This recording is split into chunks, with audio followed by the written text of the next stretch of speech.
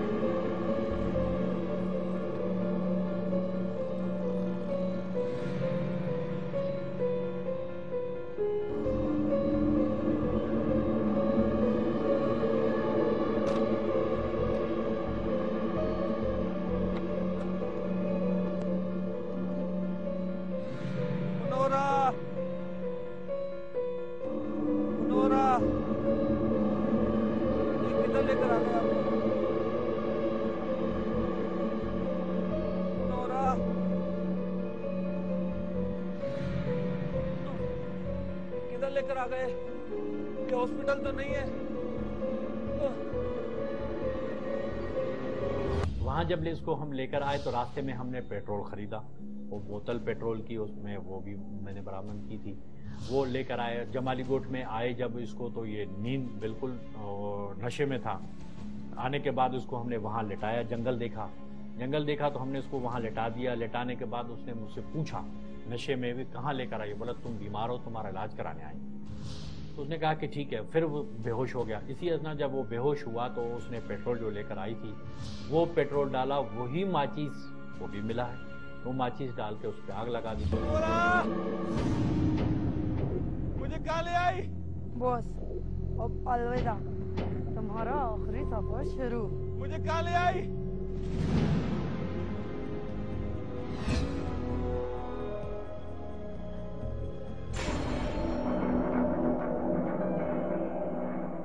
मेरे को मेरा शोर बोला कहाँ पर लाया, मैंने बोला अस्पताल लाया तेरे को।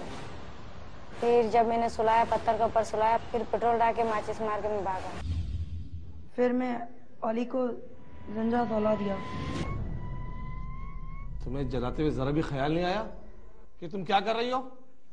आया था इंस्पेक्टर साहब, उस आदमी ने हमारे साथ जो कुछ किया उसके बाद उसके लिए ये सजा बहुत कम था।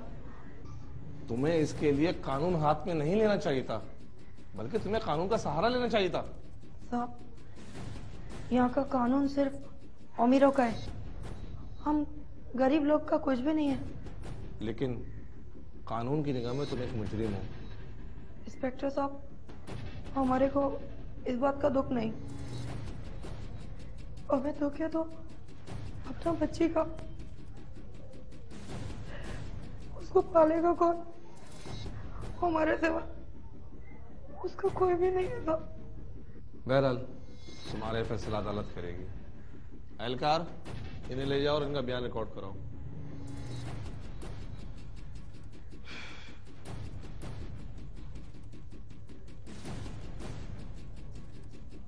जब कोई मेरा इंसाफ ही नहीं करा तो मैं गलत कदम उठा लिया। मैं सोचा नहीं था मेरा अंजाम इतना तक पहुंचेगा। वाक़ये के बाद हलीमा और बदी फरार होने में तो कामयाब हो गए, लेकिन मुनव्वरा दुनिया और कानून की नजरों से बच नहीं सकी।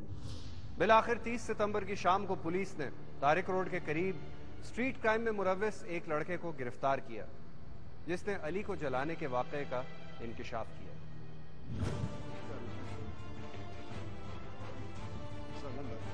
खोलो दरवाजा।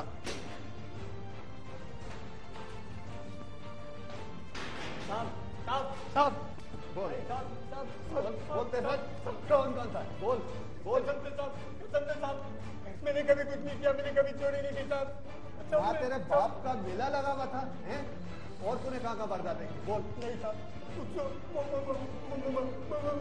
हाँ, एक बार मैंने ना कत्ल होते देखा। किसका कत्ल भाई? जल्दी बोल। वो साहब, किसका देखा था कत्ल? मुनव्वरा ने ना अपनी मियाँ को जलाया था साहब, लेकिन मैंने उसको नहीं मारा, उसने उसको आग लगाई थी साहब। कहाँ जलाया था? कौन सा इलाके में? साहब वो मैंने नहीं मारा, जमाली गोट में झाड़ियों के पीछे। वो मुनव्वरा ने उसको तुमसे क्या करेंगे साहब, लेकिन मैं ले नहीं पाया साहब। जो ये शराब घोट के तो थाने में लगता है, हैं? तेरे को भी मैं माल लेके जाता हूँ। अभी तेरे को मैं लेके जाता हूँ थाने में। दरवाजा खोलो, ये मोबाइल में डालो उसको, तो मोबाइल में डलवाओ, मोबाइल में डलवाओ, शराब घोट थाने लेके जाना।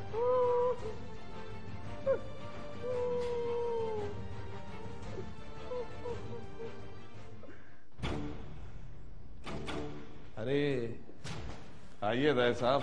क्या है सर? बैठिए। खैर तो है, आज ही फिरोजाबाद वाले हैं, क्या कर रहे हैं? क्या करे सर, कभी कभी आना पड़ता है। चलो इसी बहाने मुलाकात ही है भाई। ये तो है सर। अच्छा कहो, किस काम से आए हो? वो केस याद है सर आपको? कौन सा भाई? जमाली गोट में एक शख्स की जली हुई लाश मिली थी, जिसमें एक औरत ने अपने शौहर को जिंदा जला दिया था। उसमें एक औरत और लड़का भी तो था। जी सर, वही केस। यार उस केस में तो अभी तक एक लड़का मफरूर है। एहलकार, जी साहब। उस लड़के को लेके आओ। जी साहब।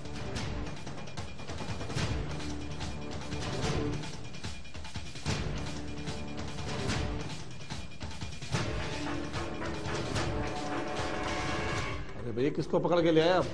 कौन है ये? सर ये वही है जिसकी आपको तलाश थी। ओ, तो ये है वो बदी। कहां से पकड़ा इसको? झील पार्क में स्ट्रीट क्राइम में पकड़ा गया सर। वहीं इसने इंकशाफ किया है कि ये मुनव्वरा के साथ वारदात में था। Thank you that, thank you very much. तुमने वाकई कारनामा अंजाम दिया। I am proud of you. Thank you. ये मेरा पर्स था सर। इसको लेके जाओ अंदर, बंद करो। इसका रिमांड मैं खुद लूंगा।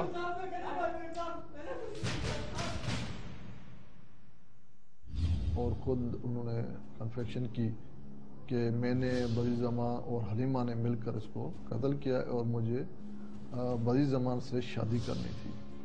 अभी हमारे जो हाजी इम्तियाज़ हैं केस के आईओ, उन्होंने मुझे बताया कि उनकी दोनों की आपस में बदी ज़मान और मुनव्वरा की शादी भी हो गई है, लेकिन दोनों जमानत पे रिहा हैं और उनकी शादी भी हो गई है। केस अभी कोर्ट में चल रहा है इनका। मुनव्वरा और दीगर मुल्जिमान पुलिस की हिरासत में है और ये केस अभी भी अदालत में ज़ेर समाअत है। मुनव्वरा के मुताबिक उसने ये जुर्म किया है और वो अपने किए पर नादिम है। मुनव्वरा ने सोचा था कि वो अली से छुटकारा पाकर और कानून से बचकर अपने बच्चों की कफालत कर लेगी, लेकिन अफसोस ये है कि ऐसा हो ना सका। मर्द हो या औरत, उन पर यह लागू होता है कि इस तरह के वाकयात में कोई भी कदम उठाने से पहले वो कानून की रहनुमाई जरूर हासिल करें, क्योंकि अदालतें और कानून नाफिज करने वाले इदारे हमारे ही तहफ़्फ़ुज़ के लिए बनाए गए हैं और हमारा फर्ज बनता है कि अपने और दूसरों के तहफ़्फ़ुज़ के लिए उन्हीं से रुजू करें। फीडबैक के लिए हमारा ईमेल पता नोट फरमा लें: खोजी@sama.tv।